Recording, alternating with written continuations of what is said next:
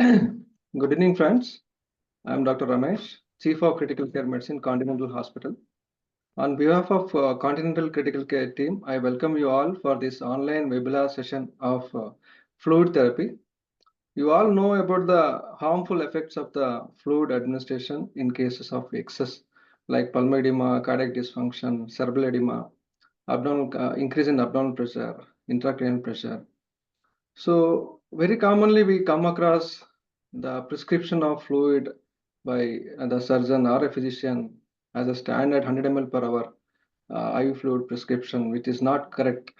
One size does not fit to all, and we have to change our prescription based on the patient's comorbidities and the organ dysfunction also. We have to consider fluid as a drug therapy, choose a correct fluid for each selected patient, and an appropriate infusion rate and the volume to be decided according to the patients, considering the fluid creep into consideration and the drug administration volume what we give, oral intake of fluids what they take, keeping in mind about the adverse effects of excess of fluid, harmful effects of that, keep assessing for the fluid excess. Recently, I took a course from International Fluid Academy, that is Fluid Champion course, which was very good. It was a structured program starting from the basic to advanced fluid management things. We could learn a lot of learning points from Dr. Neil. So we have a tendency to look for always we'll be checking for fluid responsiveness, when to give fluids, and with our various gadgets and fluid responsive measures and all, extending our resuscitation phase to replacement and then replacement phase to maintenance. So rather we have to also keep looking for when to stop the fluid, assessing for that, and when to deresuscitate the patient. To learn more about these things, we have our expert panelists who are the editors of Rational Use of Fluids in Critically Ill Patients, the book what we have projected in the brochure also. So with this background, let us welcome our panelist, Professor Manu Malbrain, Dr. Supradip Ghosh. Hi, sir. It is our pleasure to have you with us, sir. We are very glad to have you with us. So, hi, Ramesh. Shall we kick off? I'll just introduce your credentials. Okay. Professor Manu Malbrain, sir has completed his graduation from Catholic University in 1991, and then his specialization in 1996, and super specialization in critical intensive care medicine in 1997. He has worked as a ICU director in various hospitals in Belgium, and recently he has transitioned from medical intensivist role to a medical data management role, and currently he is working as a CMO of Medamen. He is well known for his societies. He is the co-founder of International Fluid Academy and Abdominal Compartment Society also. He has given a lot of around 1,000 international and national lectures. He is the author of around 360 peer-reviewed articles and reviews and books also. Welcome you, sir. Hi, Ramesh. Thank you so much for the nice introduction. Our second speaker is Dr. Supradip Ghosh. Sir is currently working as a director of critical care medicine in from Max Super Specialty Hospital, Lucknow. And sir is commonly called as fluid doctor. And sir is the author of Handbook of Intravenous Fluids, and he is also the editor of Rational Use of Fluids in Critically Ill Patients. Sir has written many chapters in various books, around 35 books, and he has published around 20 to 25 articles and journals also. It is our privilege to have you with us, sir. So without wasting much time, let us go on to our first session. that is 4D and ROSE concepts in IV fluid. We will be taking our questions at the end of both the session. Kindly write your questions in the chat box. At the end of both the sessions, we'll be taking that. So let us start our first session with Professor Manu Malbrain. Over to you, sir. Okay, thanks so much, Ramesh, for the nice introduction. Let me share my screen. Can you see the first slide? Yeah, we are able to. Okay, so I will give an introduction, and I call it the 10 Ds of fluid stewardship. And after my lecture, we will have an in-depth view by Dr. Supradip. So these are my conflicts of interest. I am indeed the co-founder of the International Fluid Academy, and I'm consulting for different companies. Let's start with a brief introduction. Why are we giving fluids?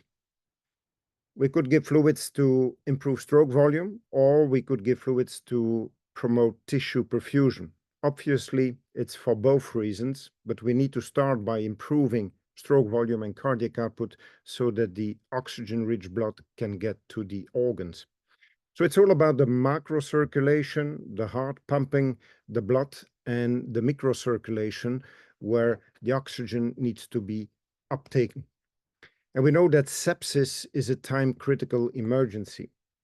And in medicine, there are many time-critical emergencies like myocardial infarction or ischemic stroke or polytrauma, where we need to get a full-body CT, or sepsis, where we have about 1 hour door to antibiotic or door to IV fluid time. So maybe there is a kind of a golden hour where we can preserve organ function.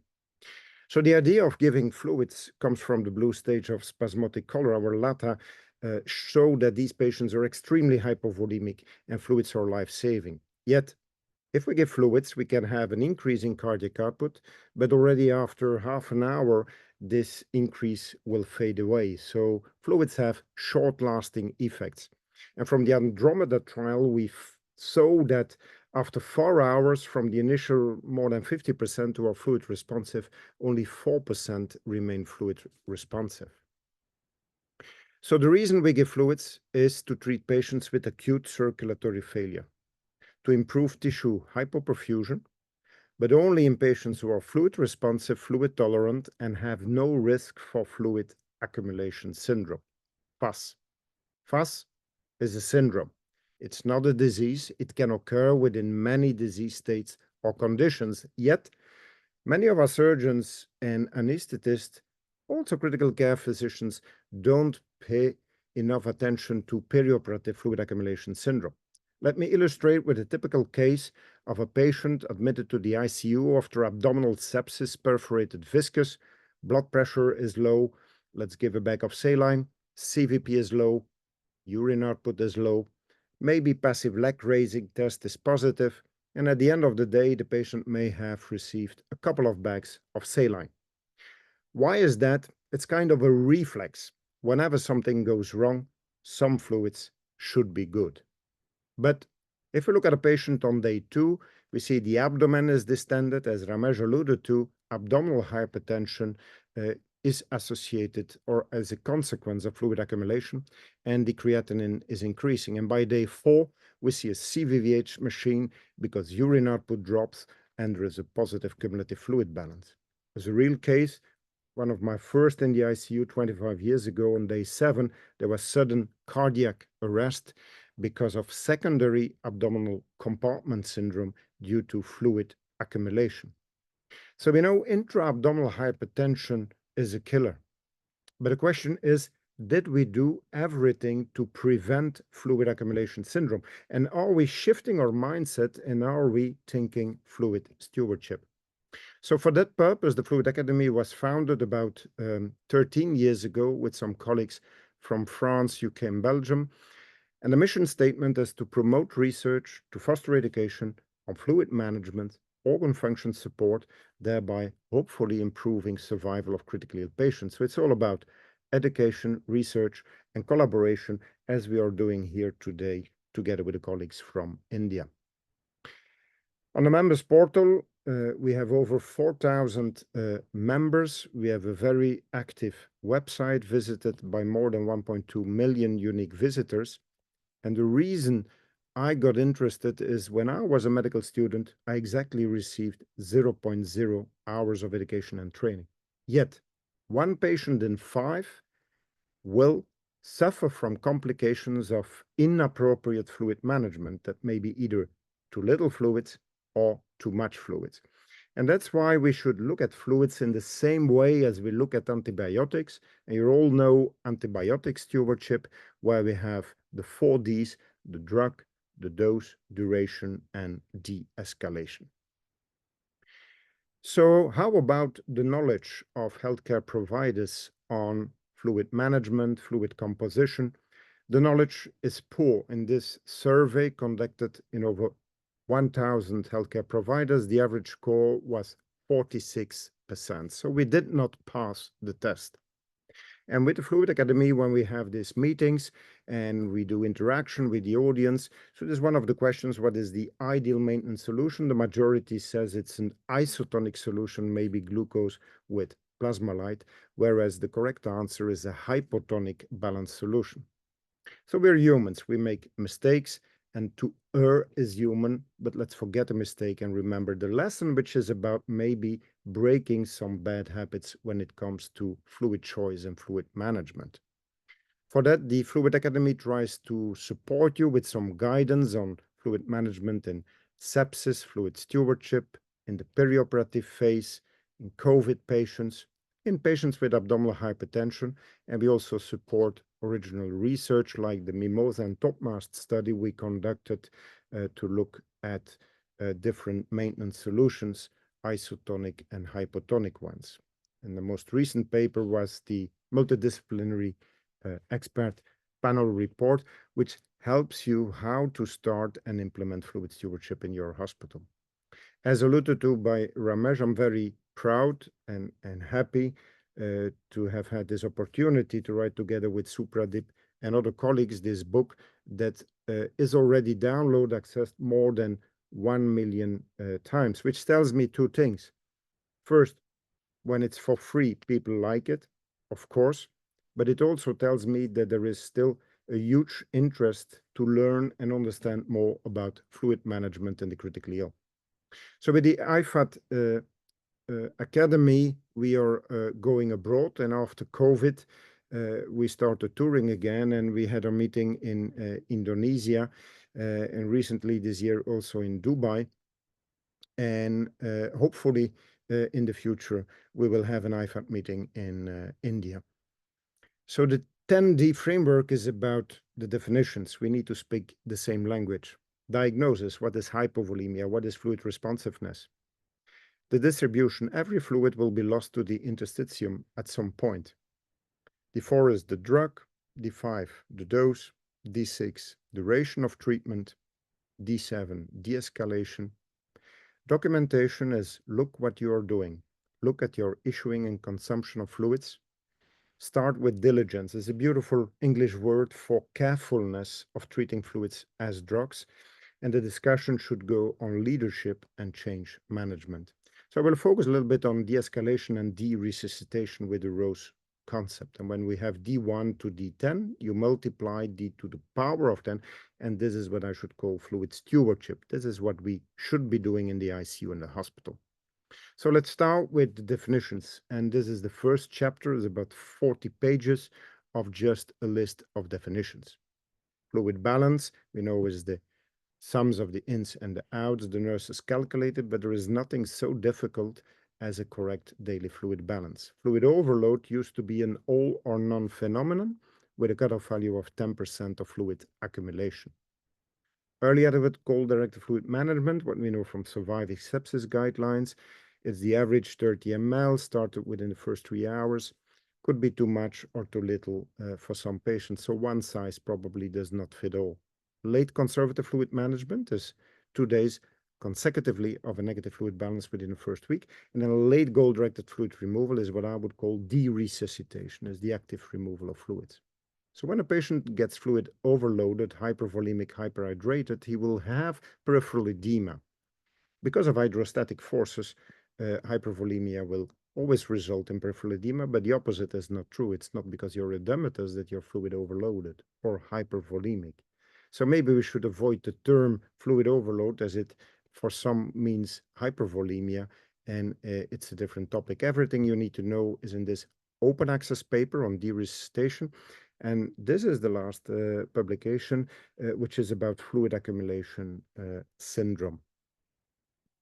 So the proposal of new definition instead of fluid overload is fluid accumulation, where we look either at cumulative fluid balance or the actual body weight in relation to a baseline admission body weight.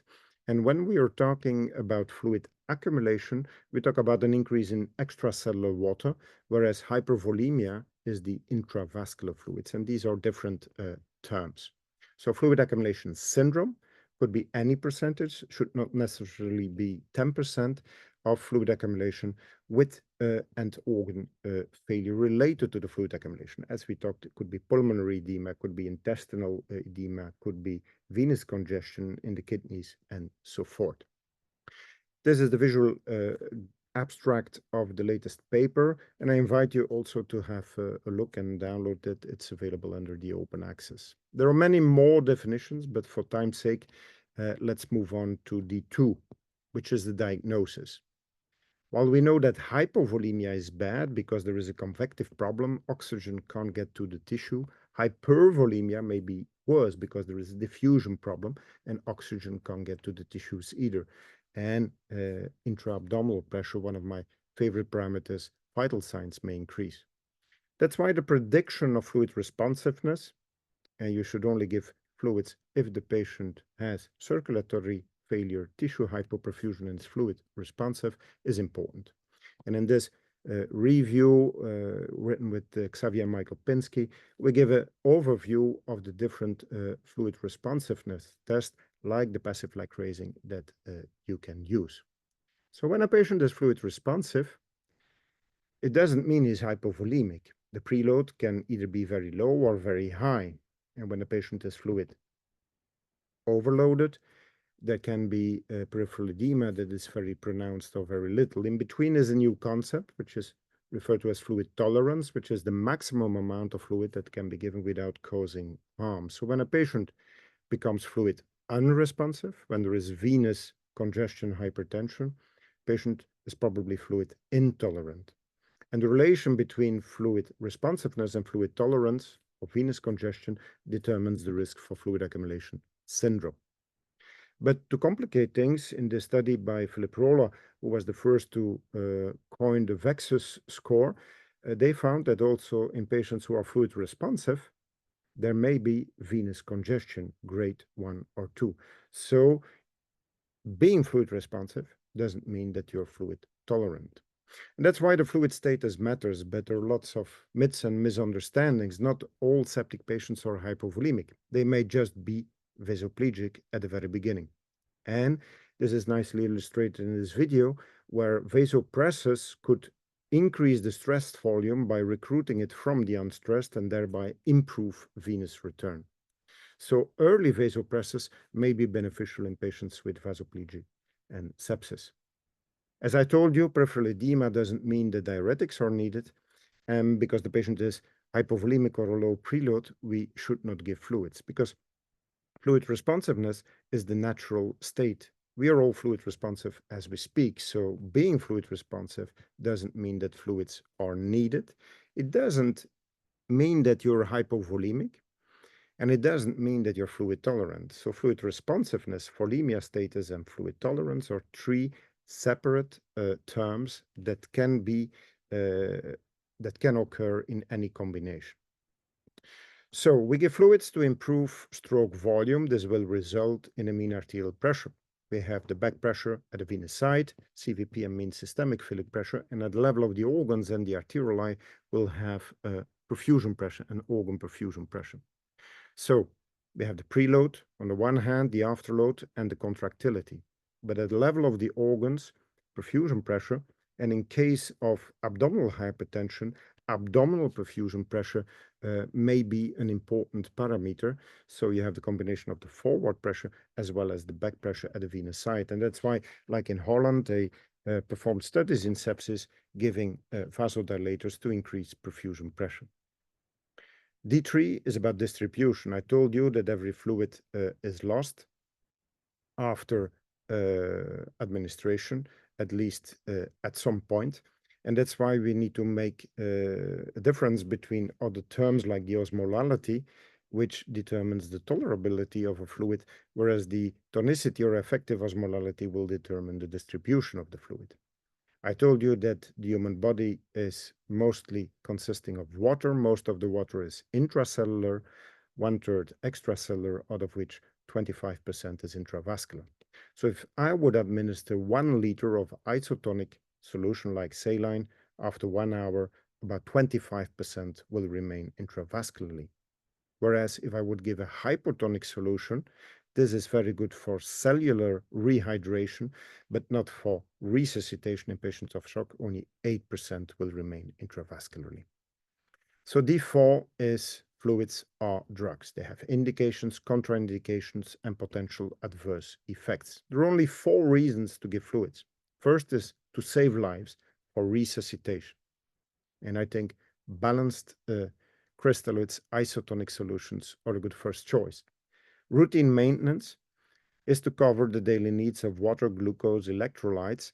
Usually it's not needed because the patient gets enough fluids, but only when there is nil per mouth or a contraindication for oral intake, we should give maintenance. Replacement is to cover the fluid that is lost, for instance, in vomiting or in burns or excessive fever and sweating. And in GI losses, upper GI, saline may be a good choice. Fourth indication is nutrition to cover the caloric needs, but what is often overlooked is that a lot of fluids are given to dissolve other drugs like antibiotics, painkillers, antacids. And remember, all fluids are redistributed, so we have to reassess volemia and responsiveness. So in this study by Niels, we looked at 15,000 patients at all intake of fluid, and 3% were blood products, only 6% fluids for resuscitation, maintenance replacement 25, and nutrition 33, but another 33% is this fluid creep, fluid that seeps into a patient without the intention of administering fluid, but because we want to give antibiotics. So the dose is important, and Paracelsus said that everything is poisonous. Even free water drinking can cause water intoxication. So what about the dose of fluids when you administer a saline solution or a hypotonic solution for maintenance? There's not much study on that, and this is what Niels van Regenmortel conducted. First in healthy volunteers, these were the nurses from the ICU locked up in a hotel, and for 2 days they only received maintenance solution covering the daily needs. And you see that after 48 hours, the sodium balance was positive with 150 millimoles. In ICU patients was even more, with 300 millimoles. Remember, you only need 1 millimole per kg per day to cover the daily needs. And this positive sodium balance then resulted in a positive fluid balance. So giving saline will leave you with more fluids on board, and this will impact the dose. A bag of saline contains a lot of salt and free sodium, 3.5 grams, whereas the daily recommended dose is only 2.3. So I think it's about time to stop abnormal saline. There's nothing normal about it, as it will have a dramatic impact on organ function, acid base, and metabolic status. When it comes to dose for antibiotics, we know about the pharmacokinetics and dynamics, how the antibiotic acts on the bug and in the host. You could replace it by fluid if you give too much or too little. And we must be aware that as long as you're infusing fluids, there will be a volume expansion effect. And in patients with shock, the excretion and distribution is low, which means that crystalloids and colloids may have the same volume expanding effects in a shock patient. So what is the ideal fluid? I don't know, but the hemofiltration solution, the buffered ones or the ones with bicarbonate even, may come close. However, these 5-liter bags are not to be used for intravenous injection. Ideally, fluids should have a strong ion difference above 24 millimoles to keep pH normal. Plasmolyte has a acid of above 50, saline acid of 0, so this will induce hyperchloremic metabolic acidosis. Maybe in the future there will be ongoing discussions on the type of the buffer. And just what I want to say here is that the buffer is not generating bicarbonate, but it's rapidly disappearing, for instance, in the Krebs cycle, to exert a strong ion difference. Brings me to D6, which is the duration of treatment. And of course, not as in the case that I presented, we give fluids because blood pressure is low, urine output, or CVP, but not to treat the numbers, but to treat the patient that is in shock, DO2, VO2 imbalance with an increased lactate. D7 is about de-escalation, which is lowering the speed or the amount of fluids that you're giving. And this brings me to the Rose model. After the first hit, whether it's sepsis, burns, pancreatitis, trauma, fluid balance should be positive. Fluids are life-saving. The second hit comes from the ischemia reperfusion, and fluids are accumulating. There we should aim for a neutral fluid balance and support organ function. Third hit is the global increased permeability syndrome, the Michelin man that we know, and there some patients need some active help in evacuation. And of course, we must avoid hypoperfusion. Hence the ROSE acronym, and it's like when you're watering the flower, blossoming of the flower, and at the end it's just a dry rose, it's not a dead patient. I'm very happy to see that this ROSE concept has been taken over by other colleagues, like in neurocritical care, and you can copy paste it to any disease like pancreatitis, like burns, and so forth. So the ROSE model integrates the 4-hit model, and the R stands for resuscitations, which is all about patient rescue. Moving to the optimization phase, which is the organ rescue, we should avoid fluid accumulation. Fluid balance should be neutral. And then the S phase is for the stabilization, which is the organ support. And there we may need to go for late conservative fluid management. Whereas the evacuation phase is those patients who have fluid accumulation syndrome needs active fluid removal. So hence the 4 phases within the ROSE model. So after rescuing with goal-directed therapy, optimizing organ function, late conservative fluid management, stabilizing organ function, and then late goal-directed fluid removal, evacuating the excess of fluids, we hope to save the patient. Initially, we focus on macrohemodynamics, volumetric preload, passive leg raising, functional hemodynamics, fluid responsiveness. When these normalize, we stop giving fluids. When there is an impact of fluid accumulation, like an increased lung water, VEXUS score, increased abdominal pressure, we may need to remove fluids. And at the end, we must look at perfusion. The problem is there is no one single study covering the different phases.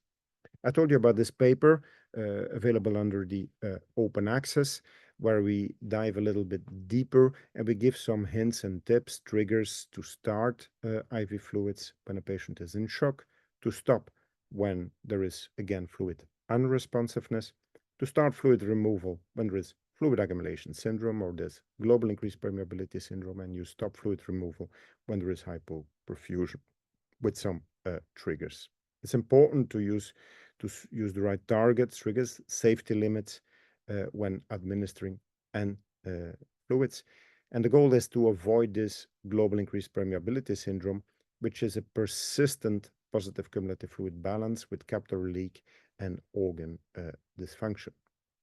Why should we avoid that? Because a positive fluid balance is an independent detrimental predictor for poor outcome. So when we are giving fluids, there will be fluid accumulation. Also in the abdomen, increased abdominal pressure, compression of the vena cava, reduced venous return, cardiac output will drop, and then you have this forward failure to all the other organs, and this may trigger a vicious cycle of multisystem organ failure. So fluid accumulation at the outside, the edema, will mirror fluid accumulation, venous congestion, venous hypertension at each organ function. And this is what we refer to as this global increased permeability syndrome. So peripheral edema is probably not just cosmetic. Uh, when the relatives ask you tomorrow in the hospital, why is granddad so puffy? You're not going to say it's nothing, it's cosmetic. No, you're going to say it's a problem. We're looking into the matter, and maybe it's a sign of poor source control. There is an ongoing infection, and so forth. So one more thing is about the timing of fluid therapy and whether we should go liberal or restrictive. Some initial studies, especially the retrospective one by Murphy, show that if you're conservative initially and later on, so early conservative, late conservative fluid therapy carries a good prognosis. So that fueled the idea to conduct studies like the RELIEF trial, looking at liberal and restrictive fluids after major abdominal surgery. There was no difference and a slight increase in AKI. We had a classic trial. Again, there was no difference, but you could say, twist it around. If there is no difference in primary, secondary outcomes, maybe less fluid is equally safe. And there was the Clovers trial, less sick patients compared to the classic. Again, no difference in the heart endpoints. Although there was in the early 2000s, the study by Brandstorp looking at relation between fluid balance and weight gain. And the more positive the fluid balance, the more complications they saw in these patients.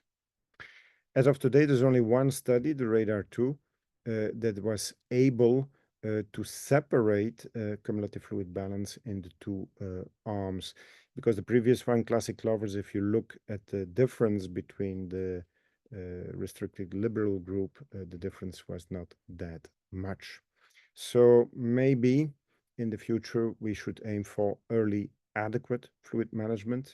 Okay, you may tell me, how do you measure this? And late restrictive. The eighth is documentation. So we need to look what we are doing, because we know we're doing not so good job. And in this medical audit by Johnny Wilkinson was found in about 50 medical records, internal medicine and surgical patients, that we're giving 9 times too much sodium and too little potassium. You may know where this is the Little Mermaid in Copenhagen, Denmark, where lives Anders Perner, who did a study on the issuing of isotonic solutions in Denmark. And as you can see, almost 70% is saline, which amounts up to 2 liters per patient.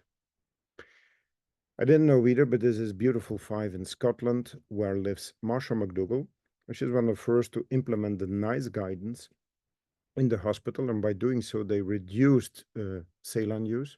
They switched Hartmann to Plasmalite, and they introduced a hypertonic balance solution for maintenance. By doing so, they were able to save annually about 80,000 British pounds and to reduce fluids per day. I think now they're at 0.3 per day and about 3 liters per patient. So it's feasible, it's doable. So the clock is ticking, and I think we can do better. What we should do is diligence, is carefulness, is introduce fluid stewardship, which is defined similar way as antibiotic stewardship, as a series of coordinated intervention to select the optimal fluid dose, best outcomes, prevention of adverse events, and cost reduction.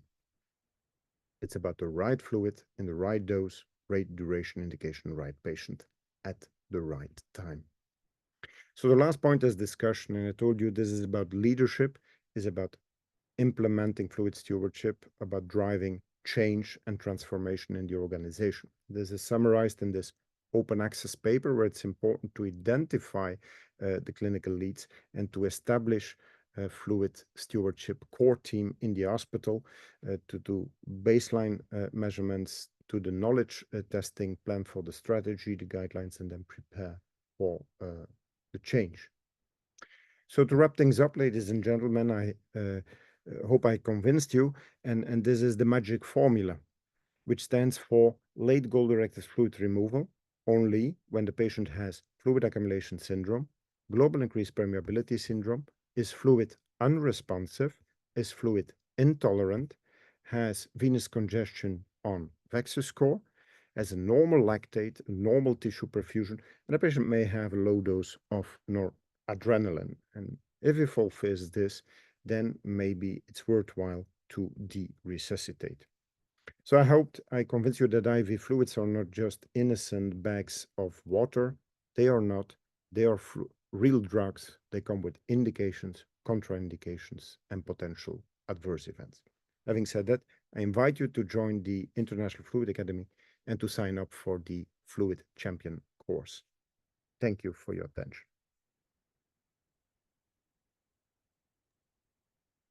Thank you, sir. It was an extensive, excellent presentation on fluid stewardship and all. And you also taught us about the fluid balance, sodium balance, osmolality, tonicity of fluids, and the each goals or targets in between the ROSE concept. So with this background, let us move on to our next session on choice of intravenous fluid by Dr. Supradip Ghosh. Over to you, sir.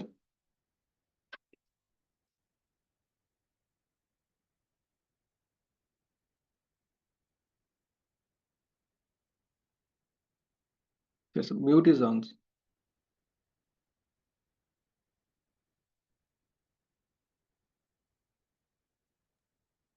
Thank you, Dr. Mesh, for having me here. And thank you very much for organizing such a wonderful and interesting meeting on intravenous fluids and having Manu with us. He is the pioneer of fluid therapy across the globe. And my job is very simple, to look for choice of fluid. I think the more important and more difficult thing for our colleagues is most of the time it seems that we are all confused. Why are we giving fluids? In my years of practice in critical care and internal medicine, this is the most difficult thing. Sometimes we just find in the words patients are on some IV fluids. You ask the doctor, why are you giving the fluid? We are still not sure.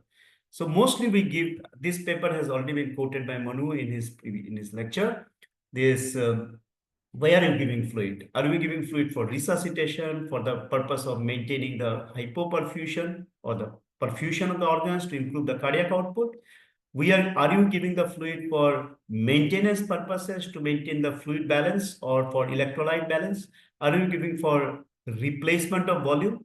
So we need to ask ourselves, and as has been shown by Manu also, that mostly we give fluid for 1/3 of the overall fluid is given for the purpose of nutrition, and another 1/3 is given for this fluid creep, as drug diluent. Only 1/4 of the fluid are given for either maintenance plus replacement. 6.5%, only 6.5% of total fluid given to a typical ICU patient is for resuscitation. However, if you go through the literature, majority of the studies are published on resuscitation and resuscitation fluid. There are very few limited literature on maintenance fluid, and rest of the things are only in concept. So we need to have more thing over. So let's talk about resuscitation fluid.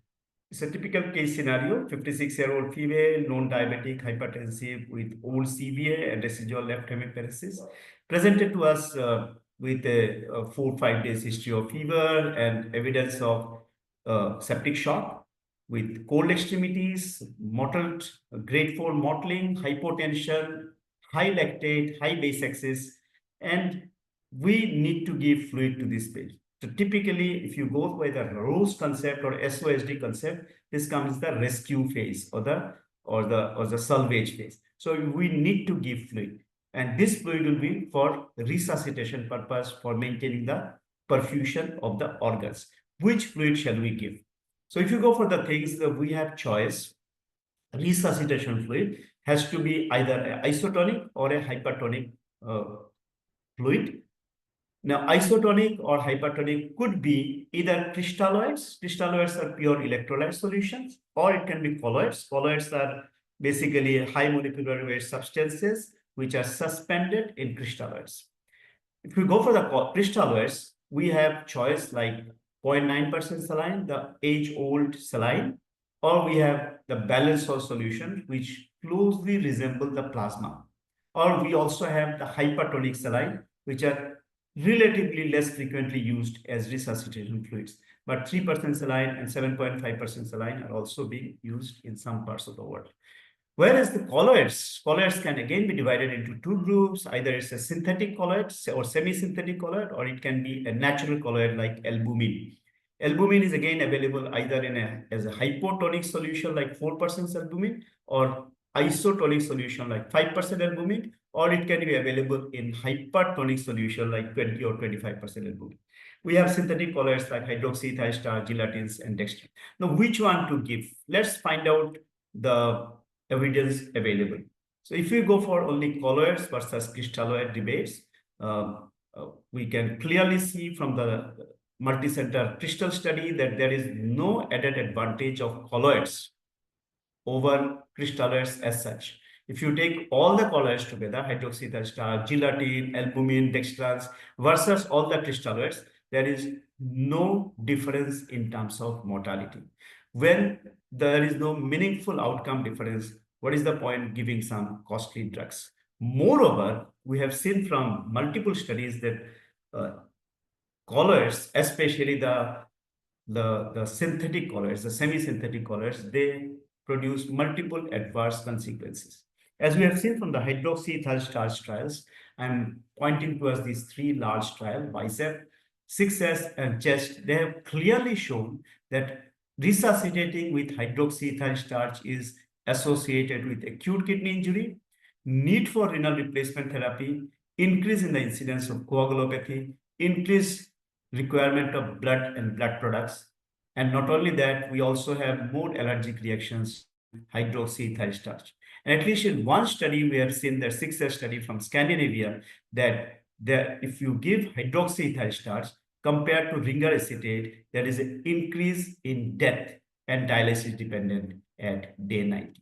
So we have in one way, we have the colloids, which are costly, no additional advantage, and some of the colloids are actually harmful, at least hydroxyethyl starch and other semi-synthetic colloids. What about albumin? That's an interesting thing. Albumin is naturally occurring substances. If you go for iso or hypo-oncotic albumin compared to saline, it's neither very good nor very bad. The SAFE study have shown us that if 4% albumin is given as resuscitation fluid compared to 0.9% saline, overall, there is not much difference in the outcome. But in a subset of patients with traumatic brain injury, it has shown clearly that giving hypo-oncotic albumin in that subset of patients, there is an increase in mortality.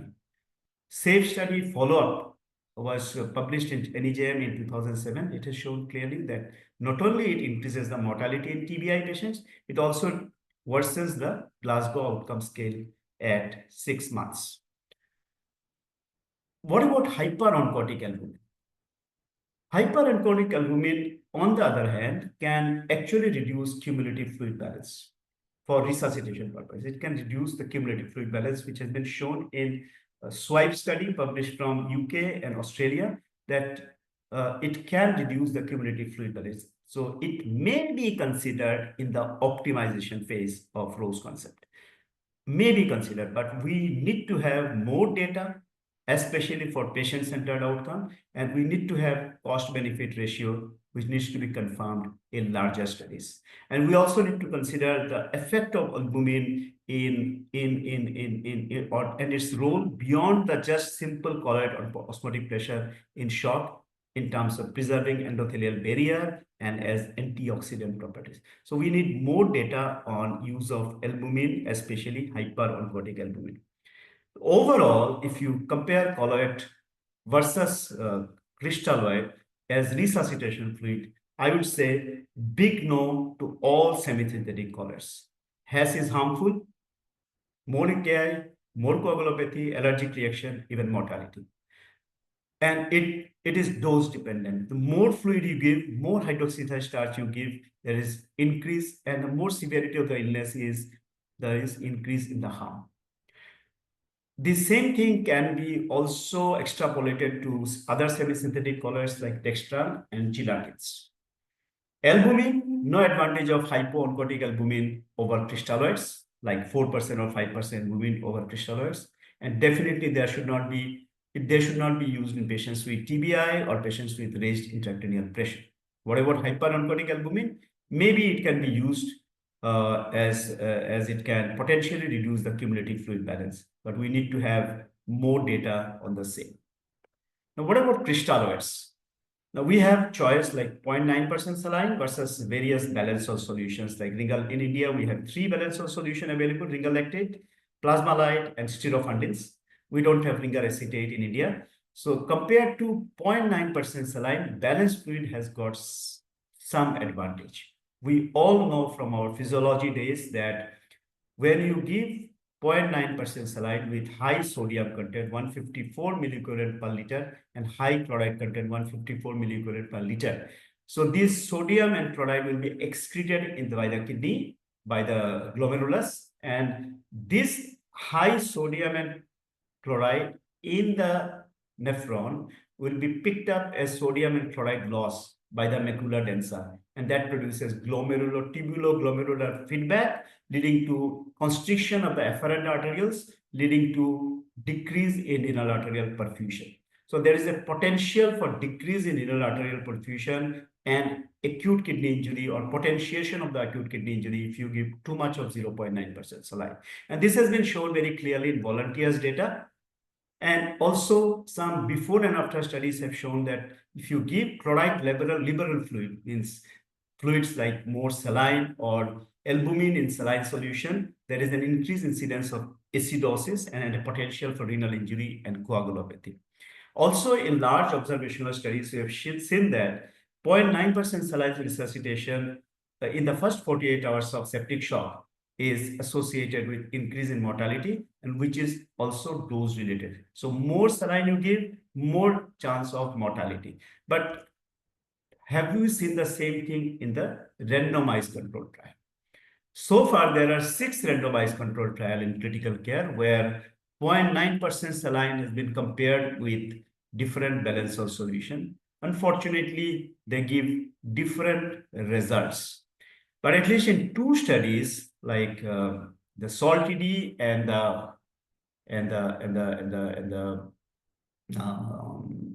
these 2 studies, we have seen that there is an advantage of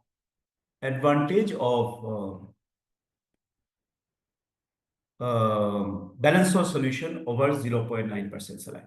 The SALT-TD study was published for the emergency department patients, where giving balanced salt solution can decrease the hospital days in the hospital. Similarly, the other study, it has shown that MAKE-30 is decreased in the balanced salt solution group compared to saline. MAKE-30 is the major adverse kidney event at 30 days. Whereas the other 4 studies, SPLEET, SALT, BASICS, and PLUS, there was no difference in measured outcome, primary or secondary, between the saline group and the balanced salt solution group. Why it is so? So what is the take home? I think in my take, and the balanced salt solution, if you consider the overall things, including physiological rationale, experimental evidence, and the observational study, and in the most clinical scenario, balanced solution should be preferred. Why the RCTs show so different results? The different results in RCTs were mostly influenced by 4 factors. First of all, if you see, where was the randomization done? When the randomization was done in the ICU itself, like in SPLEET, BASICS, and PLUS, there was no difference in outcome between the balanced group and the saline group. Whereas if the randomization is done before the ICU, as in SMART and SALT-TD study, there was an advantage of balanced group. This could be explained by the type of fluid which was given before ICU admission to such patients. So if you use exclusively balanced salt solution pre-enrollment, the result may be different, as has been shown by the Fernando Giampieri's group by re-evaluation of the basic trial data. It is also related to the volume of fluid administered. The more volume of fluid you administer, there is more harm from the 0.9% saline. Again, this has been shown by Fernando Giampieri by the re-evaluation of the basic trial data. It also depends on the type of patients you are giving. Like in sepsis patients, there is a higher risk of mortality and higher risk of adverse outcome with saline compared to other compared to the balanced group. So majority of the cases, if once we go for the resuscitation, balanced fluids are preferred over both saline and most of the colloids. However, there are certain circumstances where saline should be preferred. And Manu has mentioned about the gastric loss of fluid, where you can give saline. There is also hypovolemic hyponatremia. In patients with traumatic brain injury, we can give saline and against most of the balanced salt solutions. So one thing is clear. Now, these are the three available balanced salt solutions in India, and they significantly differ in terms of their electrolyte composition, in terms of their buffering substance, in terms of the SID, and in terms of effective osmolarity. As you can see, the ringa lactate and styrofundin, they have calcium in their solution, whereas plasmalite do not contain any calcium. Magnesium is there in plasmalite, in ringer's lactate, and styrofundin it is not there. In plasmalite and styrofundin, majority of the buffering substance is acetate, whereas in ringer lactate it is the lactate. There are differences in the SID also, and there are differences in the effective osmolarity. I'll particularly concentrate on the effective osmolarity. If you see, there are two types of osmolarity. One is the calculated osmolarity, when you calculate all the electrolytes and find out what is the osmolarity. And another is the effective osmolarity, which is the osmolarity of the fluid in the body temperature. If you see ringer lactate, the osmolarity, effective osmolarity is only 254 milliosmol per kg. Whereas plasmalite has got an effective osmolarity of 270 and styrofundin has got an effective osmolarity of 290. Now, how do we choose our balanced salt solution? So I think the first of things, four things we look for. Effective osmolarity is one. We cannot give hypoosmolar fluid to a patient with potential for cerebral edema. For example, patients with traumatic brain injury or patients with raised intracranial pressure, we should avoid hypoosmolar fluid. And if we know from our previous slide that both ringer lactate and plasmalite has got an effective osmolarity much below the osmolarity of our plasma, respectively 257 and 270. So probably if you want to choose a balanced salt solution, styrofundin has got an edge over both ringer lactate and plasmalite in a patient with traumatic brain injury. What about effect of a particular balanced salt solution on patients' acid-base balance? We have a simple rule of thumb. If the crystalloid's SID is equivalent to the baseline bicarbonate, the pH will remain unchanged. If the SID of the crystalloid is more than the baseline bicarbonate of the patient, the pH will increase. Whereas if the crystalloid's SID is less than the baseline bicarbonate, the pH will decrease. For example, we have a ringer lactate SID of around 27 milliosmol, 27. If our patient has got diabetic ketoacidosis with a bicarb of say 10, so this baseline bicarbonate of the patient is less than the crystalloid SID of 27, it will increase the pH. So giving 2 liters of ringer lactate will produce metabolic alkalosis in such patients. Whereas if you have a COPD patient with type 2 respiratory failure, and if you have a baseline bicarbonate of say 40, you give 2 liters of ringer lactate, it will decrease the pH. So it's all about the baseline bicarbonate and the SID of the crystalloid. So we can take into consideration the SID of a specific solution. We need to consider the buffering substances. We know in lactate is exclusively metabolized in the liver compared to acetate, which is metabolized in every tissue of the body. So if there is a severe hepatic dysfunction, I have a doubt whether we should give ringer lactate or not.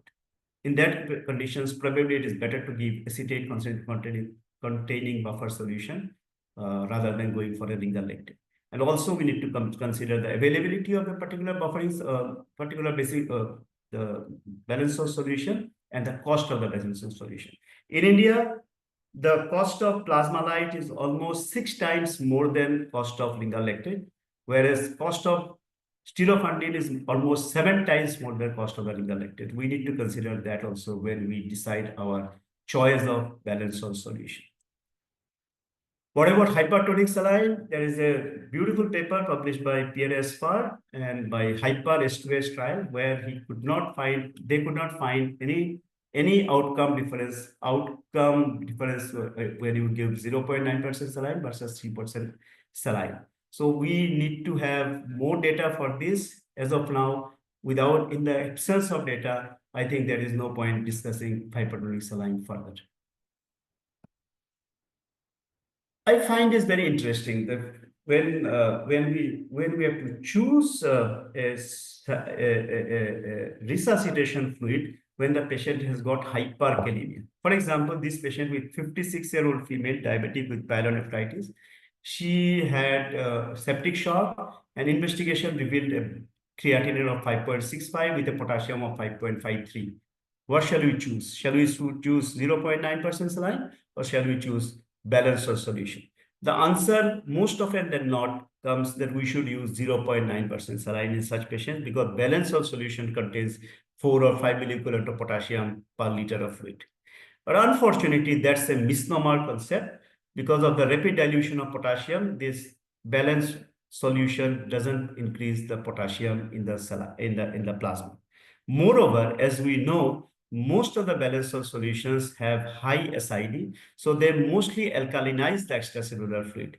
When we have alkalinization of the extracellular fluid, potassium actually moves out from the extracellular compartment to the intracellular compartment. So it's a myth that balanced salt solution produces hyperkalemia. And this is supported by these 3 randomized control trials where they actually have shown that giving saline produces more potassium compared to lingal lactate in patients at a high risk of hyperkalemia.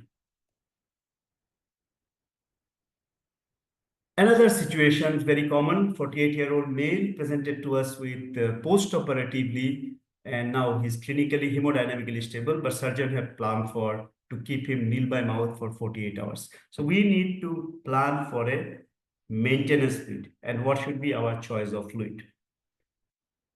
I think there are difference in the pediatric literature and the adult literature. There we need to balance the risk of hyponatremia from hypotonic crystalloids versus fluid overload when you go for isotonic crystalloid. In the pediatric literature, if you go for the things, they are more scared about iatrogenic hyponatremia from the hypotonic fluids. Long ago, isotonic P was a very favorite of pediatricians. But when they did the studies, multiple studies have shown that risk of hyponatremia with isolite P is very high. And this hyponatremia can lead to seizure in pediatric population. So in pediatric population, probably isotonic fluids are better for maintenance compared to a hypotonic fluid like half normal saline or isolite P. Whereas in adult population, there is a high risk of fluid overload from isotonic fluid and high sodium containing fluid.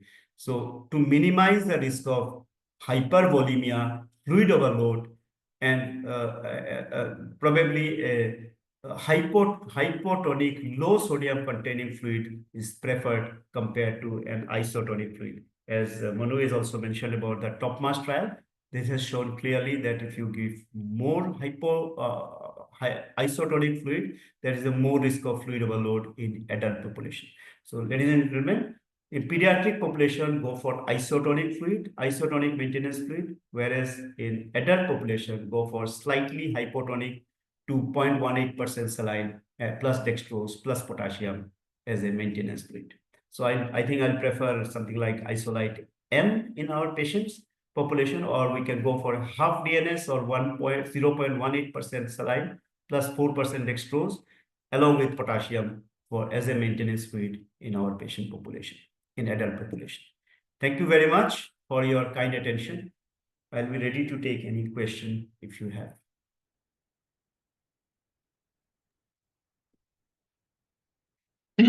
Thank you, sir. It was a very good illustration of the choice of fluids. We have few questions. I think I will read out the questions there. So one of them is how can we manage fluid overload in a patient? That's what I think for the Professor Manu Malbrain. Yes, I wanted to type the answer, but I think I clicked I want to answer it live.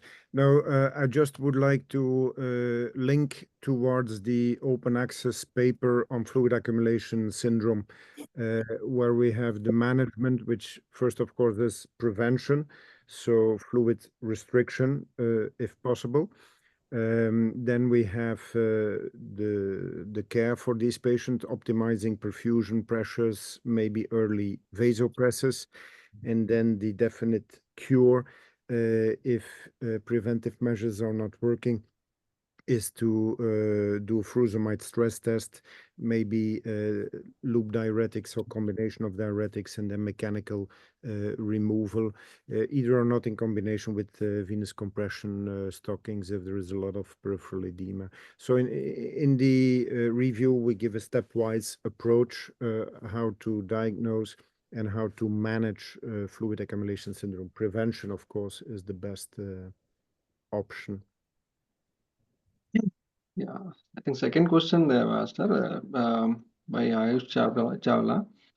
So you advocate the use of low sodium maintenance fluid, but can we guide sodium containing iso versus hypotonic fluid by routine monitoring of serum electrolytes for our ICU patients? Once fluids are used as maintenance when patients are not able to take orally in adequate amounts. Yeah. So first, a point of caution. I think maintenance fluids, as we saw from the research, usually are not needed because the patient will have enough fluids from other sources, like either for drug dilution, for nutrition, and so forth. So I think it's important that we carefully look at the ins and the outs and do it like pediatricians. They nicely calculated the daily fluid needs, the electrolyte needs, and then adapt the fluids accordingly. So don't give maintenance when not needed. If you do need to give maintenance solutions, as Supradip pointed out, there is a difference between pediatrics and adults, and of course, in relation to the electrolytes. One thing I would like to mention with this respect is the fractional excretion of sodium, where classically we use this to distinguish between pre-renal and renal azotemia. We can have it as an additional use as a marker for the presence of aldosterone and thus hypovolemia. But this is a bit off topic because it's basically on maintenance and not necessarily for resuscitation. But I think fractional excretion of sodium in the urine is an important parameter that might gain more attention in critically ill patients. But yes, monitor the labs, the sodium level, osmolality. And of course, if the sodium is low, you may need to give isotonic fluids, of course. So another question is how can we decide whether we are in rescue phase or optimization phase? Okay, it's a good point. There's a bit in the cartoon, the summary I gave. So rescue phase, then the patient is hypovolemic and fluid responsive and usually fluid tolerant. When fluid responsiveness normalize, so when the passive lag rays become negative, when tissue perfusion is better, so lactate normalizes, shock is resolved. This is the point where you transgress from rescue to optimization. But in some patients, this is not as straightforward. You may have patients who are fluid accumulated and still fluid responsive. That's what I said. Volemia status, fluid responsiveness, and fluid tolerance.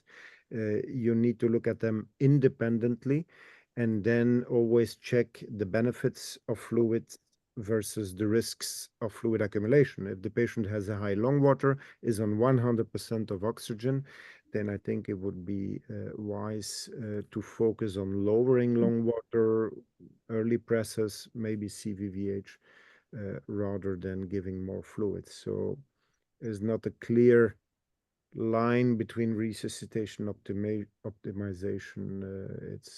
It's a gradual, and you always have to monitor. Maybe what I could say is whatever you do it as a challenge. So if you give fluids, always measure before one parameter for volemia, a parameter for fluid responsiveness and fluid tolerance. After the fluids, you check whether the fluids were beneficial, whether there was an increase in stroke volume, whether lactate decreased. So always do it in a dynamic way as a challenge to the patient and reassess. I think this question is, yeah. If I understand the concept correctly, the rescue phase is the one where actually these phases are not very clearly defined. It's more of a concept rather than a. So when a patient is really in a salvage phase, like diastolic blood pressure is very low, and it's like somebody has come with a 80/40 of blood pressure with a mean arterial pressure of say less than 60 or something. So you need to immediately rescue the patient to achieve a certain amount of diastolic blood pressure, start some vasopressor. At the same time, you give some fluid. You immediately at least rescue him or her from the initial phase of imminent death. So this phase is the rescue phase, but still the patient remains hypoperfused. So you want to improve the further perfusion. When we check the fluid responsiveness status as well as the fluid tolerance status, and give further fluid based on these three questions: whether my patient is still hypoperfused, my patient is still fluid tolerant, my patient is still fluid responsive. If the answer to these three questions are correct, then you give further fluid. So that it's very difficult to actually separate between the rescue phase and the optimization phase. But maybe I think in that manner that immediate life saving. So in a very old paper from Manu is that in the rescue phase, we don't go for very sophisticated measurements. We go for sophisticated measurements in the optimization phase, where we actually look for fluid response. We go for basic measurements for the rescue phase. The difference is very Basically, in the rescue phase, there is no need to waste time to check whether the fluid responsive or not, because usually they are. Fluids should be given without delay. I think the next question is for Supradip sir. How to manage hyperchloremic metabolic acidosis? Hyperchloremic metabolic acidosis. So I'm not sure. Shall we actually treat the hyperchloremic metabolic acidosis? Whether hyperchloremic metabolic acidosis is really harmful to the patients, we don't have much data. But chloremia, hyperchloremia and hypervolemia is quite related. So maybe prevention is the only thing which we should achieve. So it's not hyperchloremic metabolic acidosis as such, but giving high chloride solution. That's the catch. Not hyperchloremic, not the effect, but the cause. Cause is where we have to. So if you give too much of 0.9% saline, it not only produce hyperchloremic metabolic acidosis, they also produce potentially more renal injury, more coagulopathy, and more other things. So that is more important rather than just treating the hyperchloremic metabolic acidosis. Sir, in surgical It's post. actually not hyperchloremic metabolic acidosis. It's the SID. Saline has got an SID of 0. So if you give any solution with a 0 SID, for example, if you give too much of 5% dextrose also, that will also produce acidosis because SID is 0. Yeah, Manu want to speak. And probably the hyperchloremia is usually related to the hypernatremia and sodium balance that is positive as well. In the rare situation where the patient would still be hypovolemic, assuming, then there is a potential indication maybe to give bicarbonate, but then we must understand that there's a lot of sodium and a lot of volume that you're giving. If it's really in combination, what we sometimes do, like sepsis and septic shock with metabolic acidosis, usually lactate, then we may start hemofiltration just to have the metabolic control and to allow place for the buffer to go, because otherwise your patient is overfilled. But I agree that usually is no treatment, just wait, stop the saline, and in fact, sodium bicarbonate produces metabolic alkalosis, not by bicarbonate. no, Actually, by the the sodium we are giving that produces increase in the SID. The SID increases, that produces the metabolic alkalosis. yeah. So this concept of bicarbonate causing metabolic alkalosis may not have any much scientific evidence. No, but Uh, it will correct Yeah. acidosis Yeah, because correct the acidosis, the correct. chlorine It is difference. sodium and it corrects the acidosis. In our surgical ICUs, for a post-operative patient, you told the choice of drug, we can choose D half NS. So is there any volume which, in terms of per kg body weight for a 24 hours for an adult patient, which we can use as a maintenance fluid who are not taking orally for kept NBM? I'm 100% against maintenance fluid. Manu has taught everybody, and you know from this, we don't need. Majority of the patients we don't need. We do not Who's need. not taking orally, sir? So if you, okay, there are very few things, and in fact, we very often we do not take into consideration the drugs we are giving. There are so many antibiotics going on. Many patients are on norepinephrine infusion, and these are, if you take them, all of them into consideration, every patient is receiving more than a liter of fluid anyway, just by antibiotic dilution and by the solutions, infusions you are giving. So remaining, there are many formulae available. Pediatric population, they use Halliday-Sager formula. The first one, 10 kg, you give 1 liter of fluid. Next 10 kg, you give 500 ml. For every 10 kg, you give 20 ml beyond that. So you can calculate in such way, but you need to, this fluid already given as fluid creep needs to be subtracted from the calculated fluid volume, then start giving fluid. And as soon as possible, the surgeons have got a tendency, with due respect to them, they keep the patient nil by mouth. But do you need to keep the patient nil by mouth for every surgery?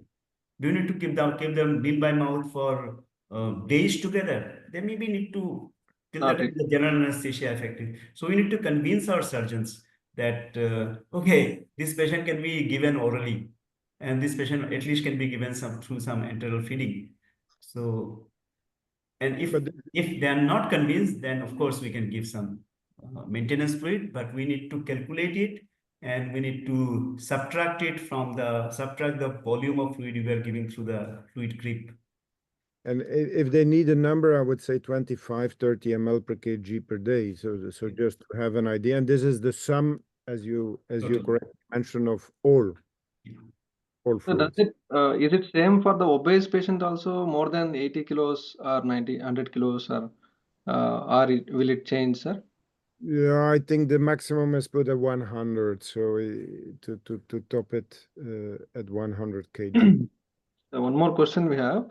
What is your comment on calculating percentage of fluid overload and fluid accumulation index rather than gross positive fluid balance as a goal of deresuscitation? Yeah, there is the fluid accumulation index, which basically is I give 5 liters to the patient, and I have a positive fluid balance of 4 liters, whereas in another patient I have a 0 fluid balance because the patient has a diuresis. So intuitively, we would say that the first patient has a worse prognosis because all the fluids he get is accumulating them because of capillary leak. I can only recall one study looking at this in relation to liberation of mechanical ventilation, but they did not find the correlation between this fluid accumulation index.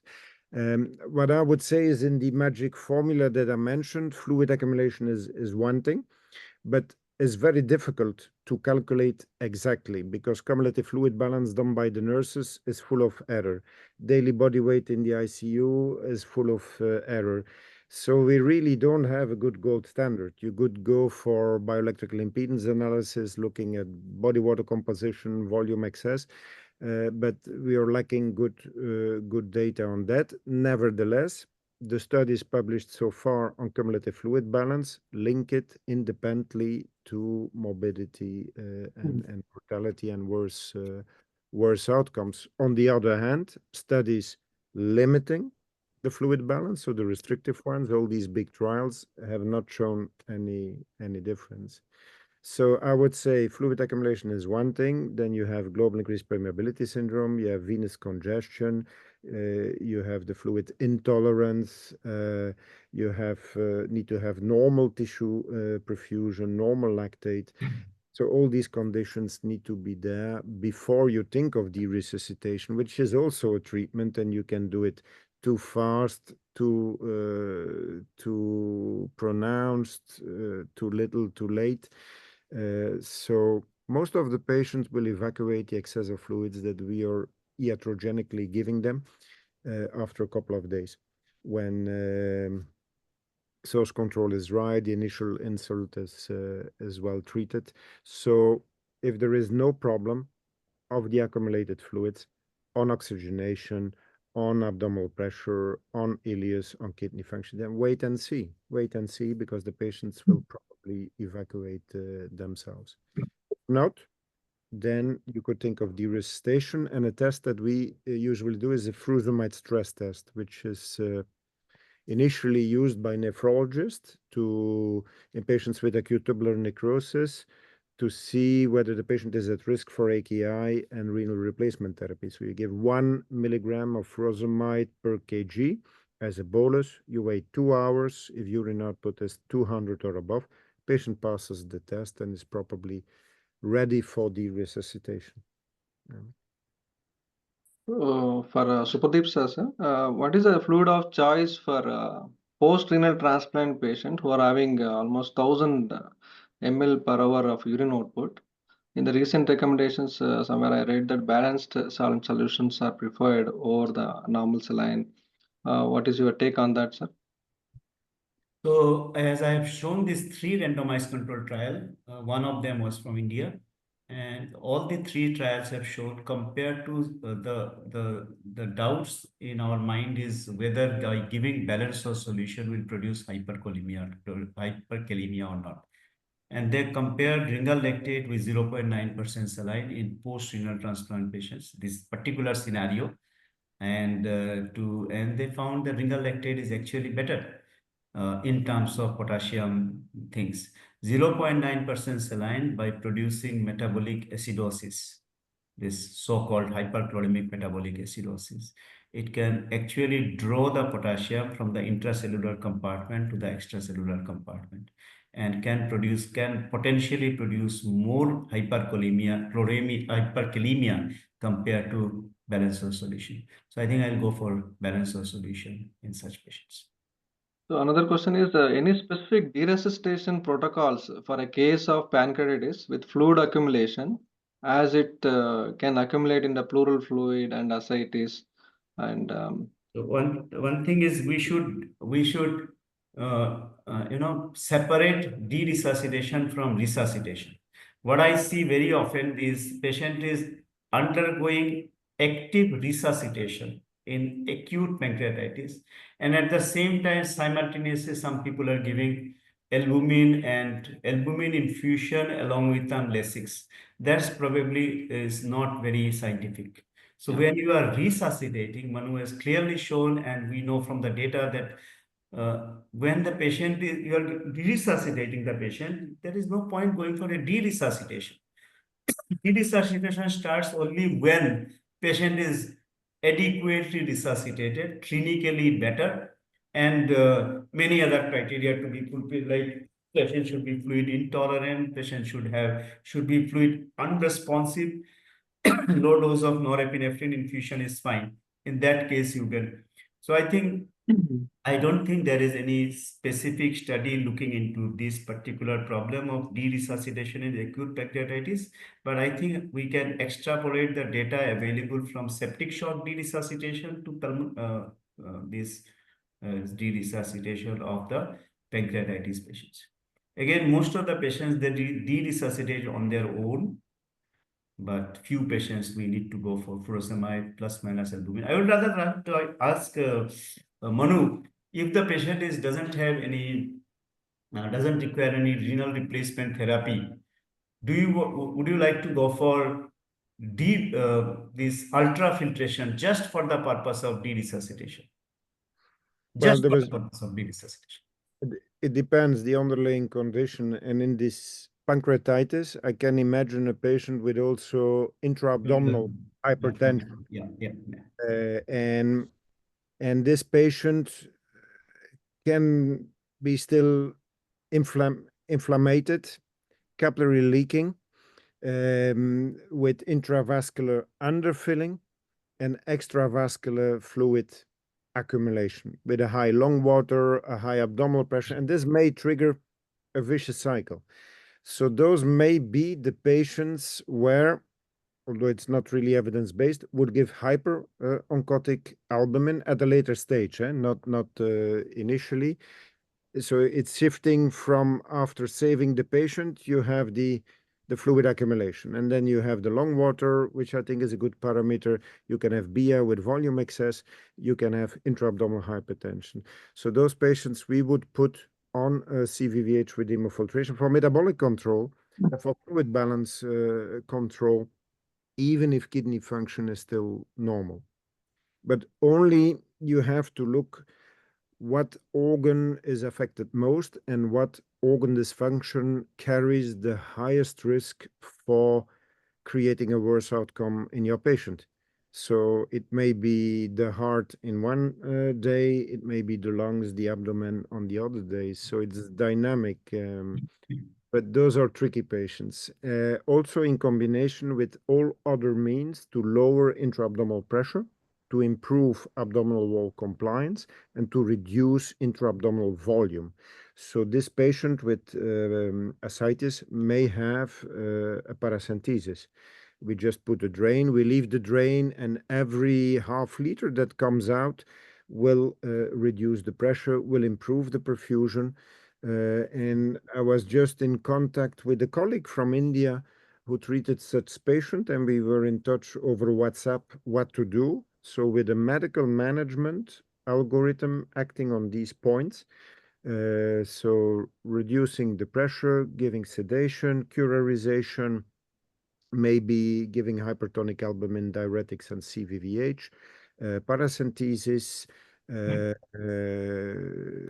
stool protocol to improve peristalsis. So it's not one, it's N, and sometimes you're able to get the tipping point that abdominal pressure improves, perfusion improves, and that the patient is on the good track. But those are really tricky cases. Yeah. I agree with you, sir. Even the meta-analysis which was done in pancreatitis and in the burns also has shown introduction of albumin will cause more number of AIDS. Next question is, what is the fluid of choice in a patient with abdominal compartment syndrome with septic shock? Shahid.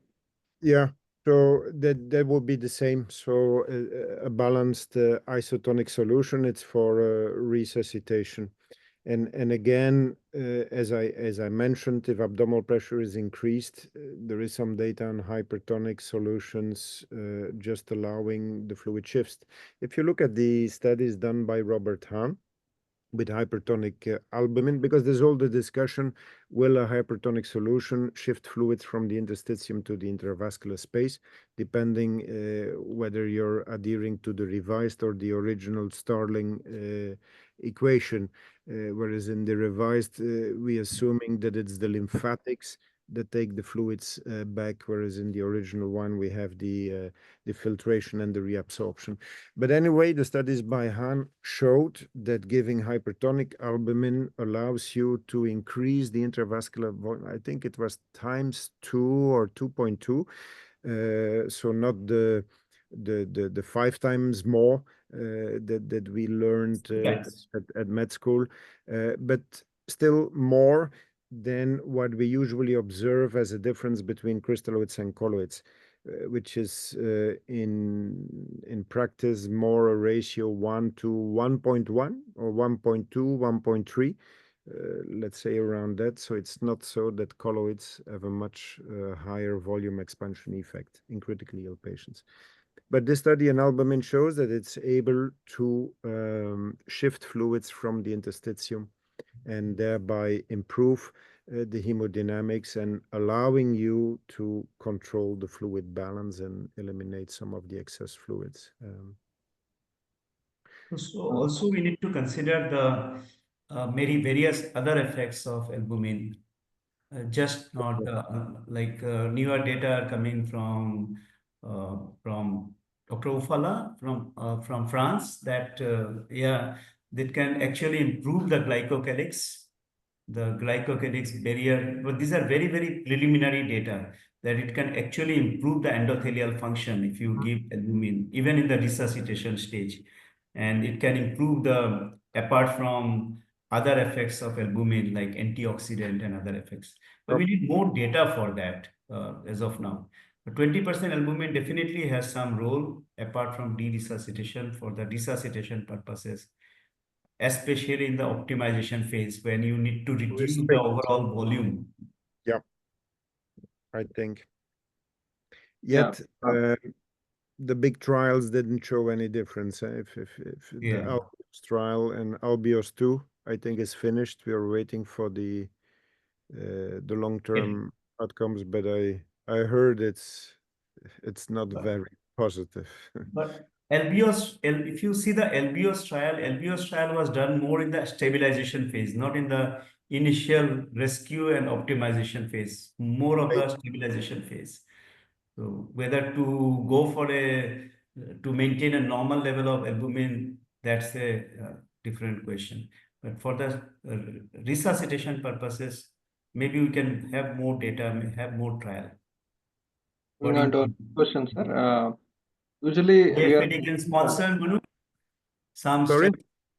study, some multi-center large study on resuscitation with hyperoncotic albumin in optimization phase. Resuscitation with hyperoncotic albumin in the optimization phase after the initial resuscitation is over. studies. That would be your idea for a study. I think we'll have we can have well, I think there is enough physiological rationale and some preliminary data which shows that albumin can have some better effect, hyperoncotic, 20% or 25% albumin in such situation, especially for sepsis and pancreatitis in the distributive shock patients. Yeah, Yeah. it's going to be So, different. commonly we use Foley's catheter for measuring the intra-abdominal pressure. Sir, any other better ways to measure intra-abdominal pressures, Manu sir? Yes, the gold standard is the bladder. So usually these patients will have a Foley in the ICU, so you can measure the pressure. The problem is that you have to clamp it, so you cannot measure it continuously. There is a new catheter which has 3 balloons, so one to retain the Foley and 2 other balloons, one for measuring and another one for protection. So you could theoretically measure it whilst the bladder is draining and also in an empty bladder. That's the Sentinel probe. There used to be the Accurine probe, but I'm not sure whether they're still promoting it. And what we used as well is a nasogastric probe with a balloon. That's the Spiegelberg one, which is still available. And that allows you continuous monitoring, which is nice. But the bladder is still the gold standard, and just the height of the urine column is the pressure. Supradip sir, what is the current role of colloids in our ICU? In few words, Very limited role. in the intraoperatively settings, we know that we No role of synthetic colloid, no role. Synthetic colloid, absolutely no role. They don't have any advantage. They have potential harm from multiple studies, both hydroxyethyl starch or gelatins or dextran. I think there is no point discussing about them. Regarding 4%, 5% albumin, I think there is very limited evidence that it is advantageous over simple 0.9% saline. So why shall I use such a costly solution and with a very, it's collected from human plasma. So why shall I utilize the scarce resources for resuscitation? Regarding hyperoncotic albumin, yeah, I think I'm interested. I think we have some at least basic preliminary evidence that this has got some role in the optimization phase and definitely in the de-resuscitation phase. Is there any mention of a balanced salt solution in the guideline to manage diabetic ketoacidosis? Is one question from Rajesh. In fact, I've just got an editorial to be written on this particular aspect, balance of solution versus 0.9% saline. I think there are some data in the endocrine literature. 0.9% saline they are still very fond of. But if you go physiological rationale, and especially for the fact that in diabetic ketoacidosis, we go for very large volume of crystalloids to the tune of 4 liters to even up to 10 liters. So in such a situation where you are using such a high volume of fluid, it is obvious that giving saline is more harmful. We know from our data from sepsis literature and many other literature, including literature from the diabetic ketoacidosis, that higher volume of fluid you give and more saline you give, more adverse effects to the patients. So I think there is no doubt the balance of solutions are better. But in this particular meta-analysis where I've been asked you this thing, we could see that when you go for the data, none of the randomized studies have actually mentioned about how much volume has been administered to the patients. They have not mentioned about the volume. I think the key is the volume. The more volume you give, more harm from the saline. So physiologically speaking, from the observational data, I think I'll prefer a balanced solution for the resuscitation of diabetic ketoacidosis patients. It can reduce potential harm from saline. It can actually decrease the duration of ketoacidosis, and it can improve the overall metabolic milieu of the patients much faster compared to 0.9%. We need more data. Again, this is another area where we should work together. So what is the relationship between volume of fluid administered in diabetic ketoacidosis and what type of fluid you are giving, 0.9% saline or ringal lactate? Another question is how to manage fluid overload with hypernatremia in the same patient. Fluid overload and hypernatremia. I think the guidelines are pretty this thing that you have to use furosemide plus fluid, something like that. You give hypovolemic fluid along with furosemide in such patients. Manu, any specific things? Hypervolemic hypernatremia. Yeah, well, the problem is to get rid of the sodium. Sodium, yeah. And the kidneys can only evacuate a limited amount, and it depends on the concentration gradient. So I think there have been studies, if you would give a salt-rich versus a salt-free diet, that the patients who received a lot of salt or fluid accumulated and muscle wasting. So they are catabolic. And by metabolizing the muscles and the protein, they create urea to create the concentration gradient and to get rid of the sodium. So sodium eventually may be detrimental in ICU patients because they will gain weight, but they will lose muscle and protein and catabolic. So in this patient, yeah, I would say sodium losing diuretics, loop diuretics, indapamide, you could try. Depends on the level of the sodium. I think with this, we came to the end of this session. I would like to thank all of our participants who actively participated with active questions and all. I would like to thank all our panelists who spared so much of time in teaching us. And thanks for accepting our invitation. And I would also like to thank our chairman, Dr. Guruyan Reddy, for his continuous support and enthusiasm in academic activities, and our IT team and our ICU team also. Thank you, sir. Thank you. Thank you so much. And everyone, please join the Fluid Academy and become a fluid champion by taking the course. Bye, Manu. Bye-bye. Bye. Bye, Ramesh.